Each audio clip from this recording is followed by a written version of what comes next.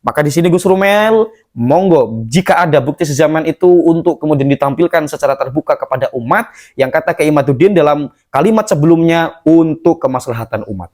Ya jangan-jangan Kiai Imad menulis seperti ini hanya tantangan kan?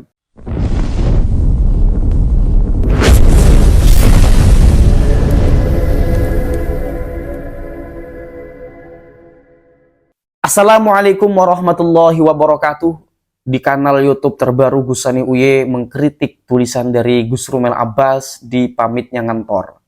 Ini saya bahas ya, bahwa kemarin Gus Rumel Abbas jika tidak diteliti itu oleh Gusani Uye atau tidak dikritik Gusani Uye, mungkin tulisan itu tidak diubah oleh Gus Rumel Abbas. Tetapi setelah Gusani Uye ini kemudian mengkritik bahwa Al-Ishbili yang disebutkan Gus Rumel itu tidak sesuai dari angka tahunnya, maka kemudian tulisan itu sudah diubah oleh Gus Rumel Abbas dari tahun 400 sekian ke tahun 500 sekian.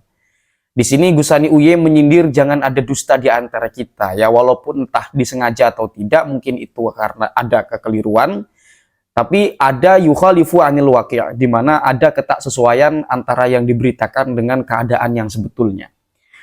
Dan setelah Gusani Uye yang mengkritik di sini menghadirkan langsung kitab Al-Ishbili, yaitu kitab Al-Ahkam Asyariyah As-Sughra kalau tidak salah. Di situ dijelaskan ya tentang mauliduhu wulida bi ishbiliyata wa ikhtulifa fi tarikhi maulidihi ala salasati aqwalin. Terjadi beberapa perdebatan tentang bagaimana tahunnya. Ya. Ada yang mengatakan 510, ada yang 514, ada yang 516. Nah, sementara di tahun 500, intinya perbedaan itu kan masih perbedaan yang belum jauh ya. 10, 15, 16. Nah, sementara Gus Rumel Abbas dalam tulisan sebelumnya itu menceritakan bahwa Al-Ishbili ini mendapatkan ijazah tahun 400 sekian.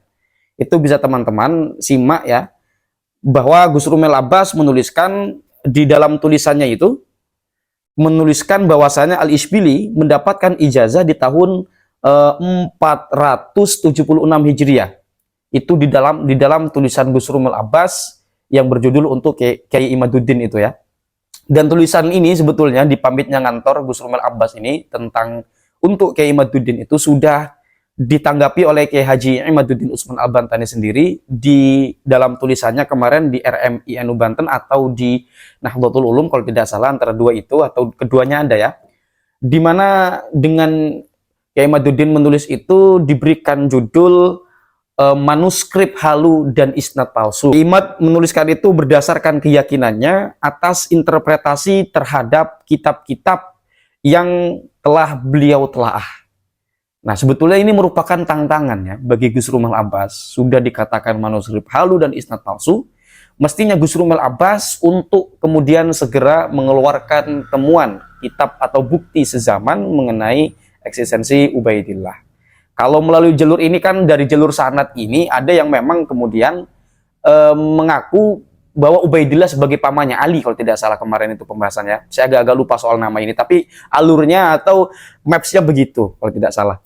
Yang pasti ketika Gusani Uye, kita balik lagi ke persoalan, ketika Gusani Uye mengkritik Gus Rumel Abbas dengan tulisan atau dengan kontennya, dengan menunjukkan kitab dari Al-Ishbili sendiri, Gus Rumel Abbas di sini kemudian mengubah lagi ya, artinya mungkin mengakui secara tidak langsung atau mengklarifikasi walaupun secara tidak langsung dengan cara mengubah tulisan itu ya.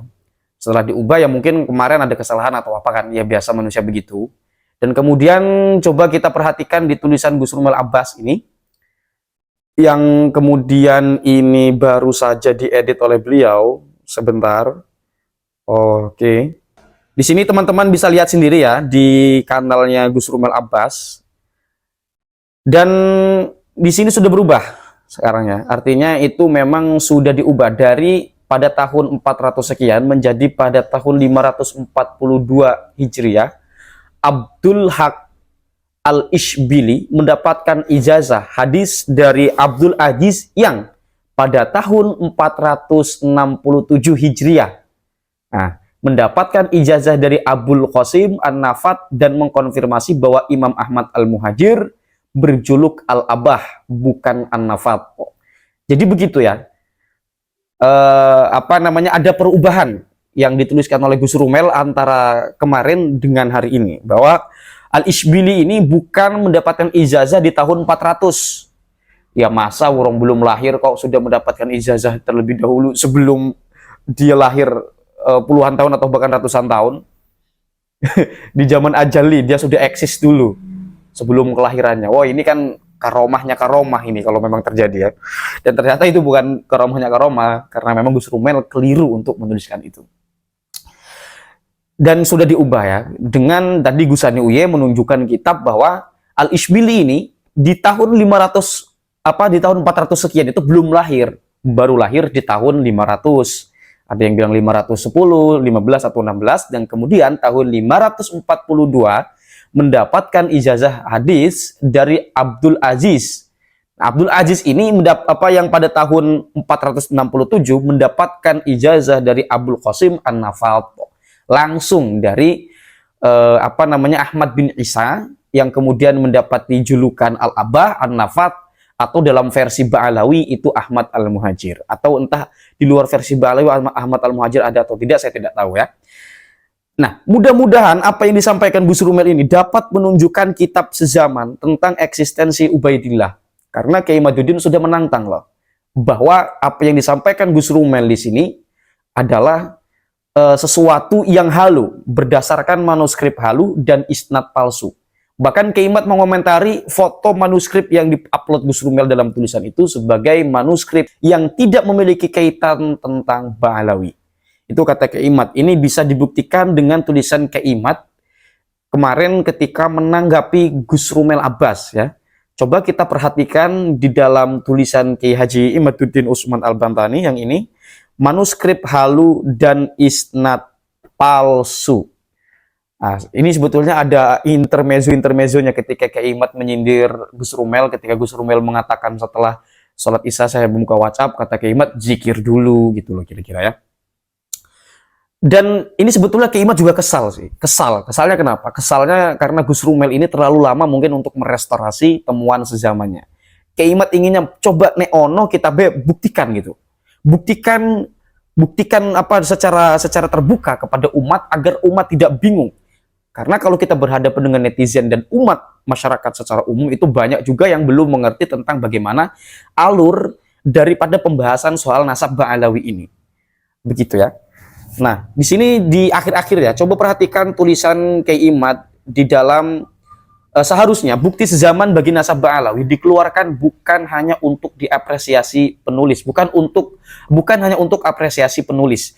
Jika memang bukti sezaman itu ada, maka hendaknya dikeluarkan demi kemaslahatan umat. Ini yang kemudian disampaikan oleh Kiai Haji Imaduddin Usman Al-Bantani. Sudah ada pernyataan yang sangat bijaksana sekali dari Kiai Haji Imaduddin Usman Al-Bantani untuk Gus Rumel, yaitu demi kemaslahatan umat jika memang kitab sezaman itu benar ditemukan. Ini sudah sangat gentleman sekali, tinggal bagaimana Gus Rumel Abbas untuk menunjukkan itu. Penulis tidak menunggu bukti sezaman dari Gus Rumel, karena yakin pasti bukti sezaman itu hanya PHP belaka untuk para Ba'alawi dan pendukungnya. Nah ini yang saya maksud tantangan. Kiai Imad sudah yakin seyakin-yakinnya bahwa itu tidak ada, bahwa itu PHP apa yang disampaikan oleh Gus Rumel mengenai kitab atau bukti sezaman. Maka di sini Gus Rumel, monggo jika ada bukti sezaman itu untuk kemudian ditampilkan secara terbuka kepada umat, yang kata Kiai Imaduddin dalam kalimat sebelumnya untuk kemaslahatan umat. Ya jangan-jangan Kiai Imad menulis seperti ini hanya tantangan kan? Karena saking keselnya, karena saking jengkelnya Gus Rumel ini hanya mengatakan sebuah informasi yang belum tentu bisa diverifikasi. Ya, maka disinilah cara dari Kiai Haji Imaduddin Usman Al-Bantani mungkin untuk memancing Gus Rumel mengeluarkan bukti sezaman itu. Ya kita tunggu saja ya. Nah, kira-kira begitu teman-teman yang dapat saya sampaikan. Kurang lebihnya saya mohon maaf apabila ada kekeliruan, ada kesalahan dari yang saya sampaikan tadi. Saya mohon maaf, tapi apapun itu mudah-mudahan ada manfaatnya dari yang saya sampaikan. Hadanallahu wa iyyakum ajma'in. Wassalamualaikum warahmatullahi wabarakatuh.